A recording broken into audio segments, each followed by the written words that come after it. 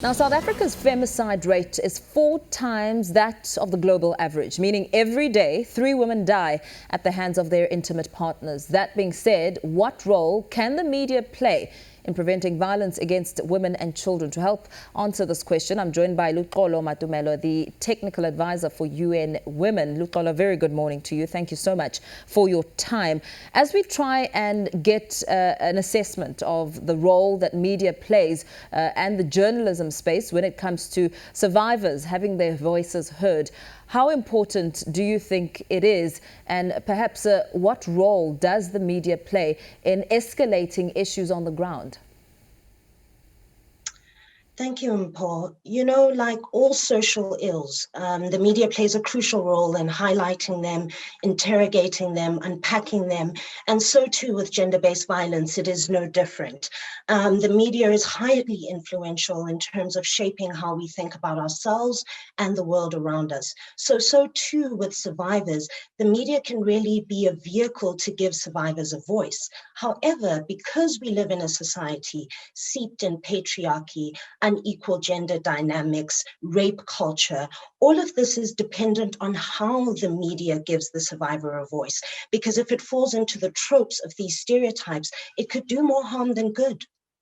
How is the imperative word here a really important word to explore in all its measures? Let's talk about how. I mean, the how is very important when it comes to the early stages of reporting. In fact, when it comes to a matter that's being heard before court, before it reaches court, the naming of those involved is also been something that's been really controversial when it comes to the how part when media reports very sensitive matters.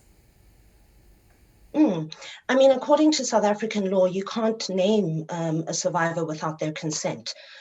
So, you know, we shouldn't. And you also can't name them indirectly. So if you name the perpetrator and you say it's the perpetrator's wife, or if you name the perpetrator and you say it's the perpetrator's children, you've already exposed that survivor to secondary victimization, which is not responsible reporting. Outside of that, Mpho, the language we use becomes crucial. How do you tell the story? How do you angle it? Because if you start with the premise of saying, for instance, a headline like sex scandal or sex pest, you've already trivialized the story before you've told it. This is not a sex scandal, it is rape, it is femicide, it is sexual harassment. We need to use accurate language when reporting. And also in terms of the headlines we used, I remember a few years ago, I saw a headline that said, a woman was raped by 5 men while walking home from a tavern. That is a highly irresponsible headline if we know the kind of society we live in, because the audience is immediately going to think, why was she walking home from a tavern? What was she wearing? All these facts that are highly irrelevant to the story. The story here is that a woman was raped. And also in terms of the framing of that sentence, if you say a woman was raped by 5 men, you're putting the focus on the woman and the responsibility on her, and putting him or her or a gender non-conforming person at the risk of secondary victimization. If you were to simply change that subject and predicate around and say 5 men raped a woman, then we put the focus on the 5 men and the perpetrator and give the survivor the dignity that they deserve. And what sort of impact does a headline like the examples that you've mentioned have on society and the perceptions around rape, the dangerous perceptions that are really coming out of such strong headlines? So in terms of headlining, sorry, excuse me for a moment there. In terms of headlining, I can't aggregate it. But one thing I will say is that Gender Links conducted research into 600 hours of programming, looking at the 5 biggest television stations. This was before Newsroom was in existence, so you're not implicated. But what was found was that stereotyping was still rife. What was found is that stories seldom include information of where to get help. What was found was that there is also kind of an underlying way in which the structural drivers of GBV aren't shown. So what happens is there's a particular trend where media will, specifically if it's gruesome, because if it bleeds, it leads, will focus on a gruesome story and run the story for the whole day, but treat it like an isolated incident. But as you said, Mpho, we're looking at 100 rapes a day. We're looking at every day 3 women dying at the hands of their intimate partners. So there is no rape case, there is no femicide case that's an isolated incident. So it's up to the media to embed the story within the larger societal framework. And that way we can really highlight the issue in the way that our society can start interrogating it and thinking about it as, unfortunately, an everyday social ill. Gender-based violence really came to the forefront in perhaps a stronger way as a result of COVID-19 and the lockdown situation. We saw more cases being reported, and we saw the impact of these cases on people's day-to-day lives.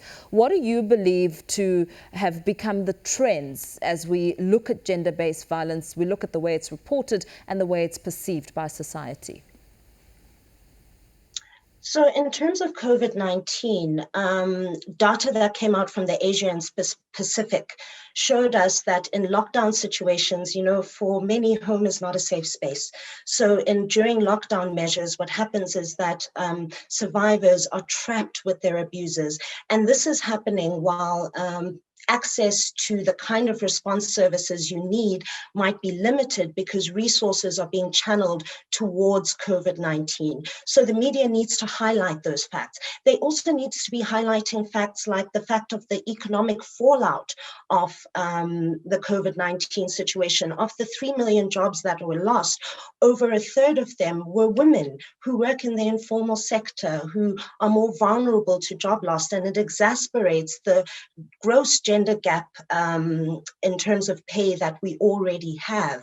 So all these nuances that come as a trickle-down effect of the COVID-19 pandemic need to be highlighted. As our president said, gender-based violence is our second pandemic. At UN Women, we call it the shadow pandemic. So it's up to the media to unpack the gendered lens and the gendered effects of COVID-19. Unpaid care work is another one.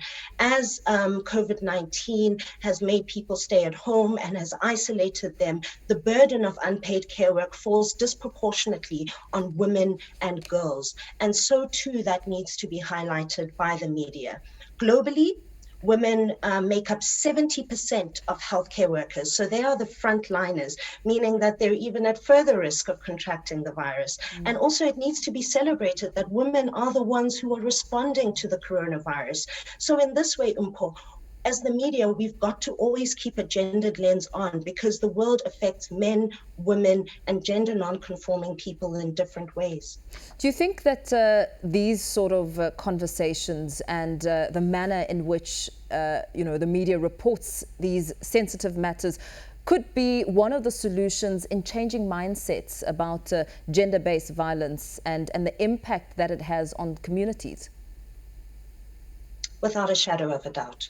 Without a shadow of a doubt, Mpho, what you and your colleagues and the rest of the media fraternity do plays a crucial role in how we talk about it. How you talk about something, how you think about something is as important as that thing that happens. So I implore yourself, I implore your colleagues to really start thinking about how it is you unpack these issues in a way that is gender sensitive and in a way that does not reinforce patriarchal norms.